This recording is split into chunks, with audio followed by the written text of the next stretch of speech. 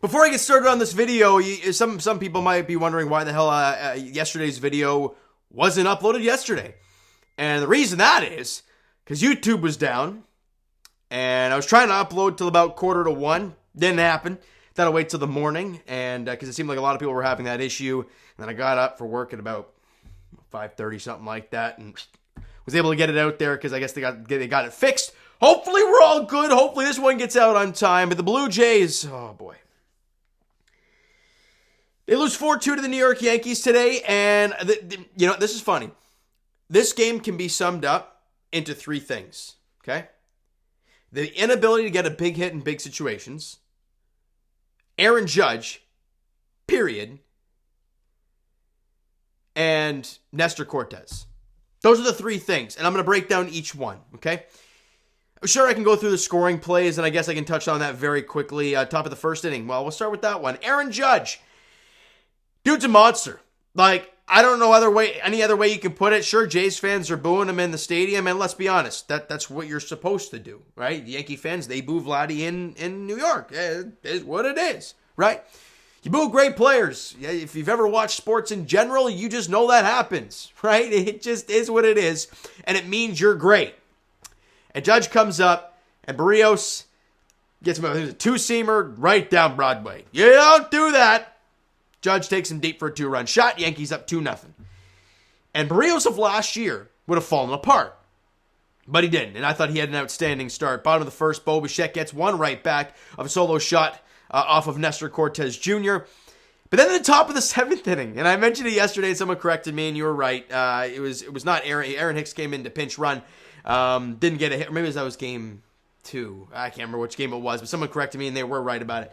But today, Aaron Hicks gets a 2-out RBI single in the top of the seventh inning. Incredible. To make it a 3-1 ball game, and then the Jays come up in the bottom of the seventh inning. Nestor Cortes now out of the ball game, and you have the bases loaded, nobody out. And the inability to get a big hit in big moments has been this team's Achilles heel all season long. They were 0 for 16 with runners in scoring position yesterday before Jansen's home run. And you're lucky it was a 0-0 ball game to that point. In hindsight, you should have got swept. Albeit you didn't, so yay, but my goodness. Bases loaded, nobody out. Brandon Belt pops up to left field. Plays made, no run. Vladdy comes off the bench, fans giving him a standing O. Line drive right at Harrison Bader in center field.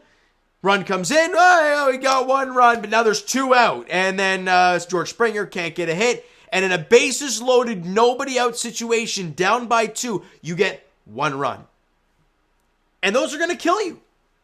I've said it in videos against the Yankees, against any other team. When you get an opportunity, golden, like that one, late in a ball game, you have to capitalize. If you don't, you're probably going to lose that game. Jays fans, we go back to that Astros game in Houston. I think it was like a 2-1 ball game, and the bases loaded, nobody out. You got nothing. I think they exploded in the next half inning, and you got your rear end kicked in. And then what happens? You get that 1 run, and everyone's like, okay, it's only a 1-run ball game. Anthony Volpe comes, and it's crazy. It's crazy what baseball is, right?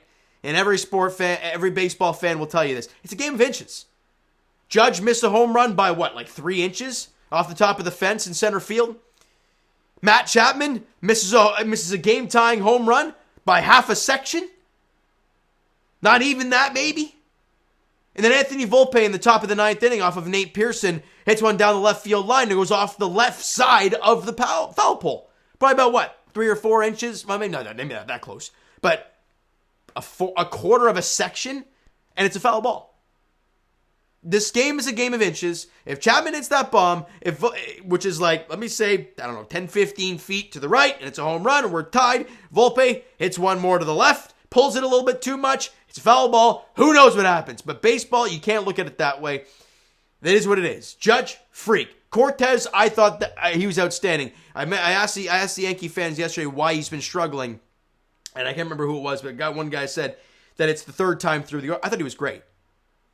First pitch, sure, he gave up a home run to Bo Bichette, but that's the only guy in the Jays lineup tonight that did anything. And really, let's be honest, Jays fans, The only guy that feels dangerous for this team right now, other than Vladdy, who's been out for the last few games. So it's kind of tough. But Cortes, I thought he attacked hitters well.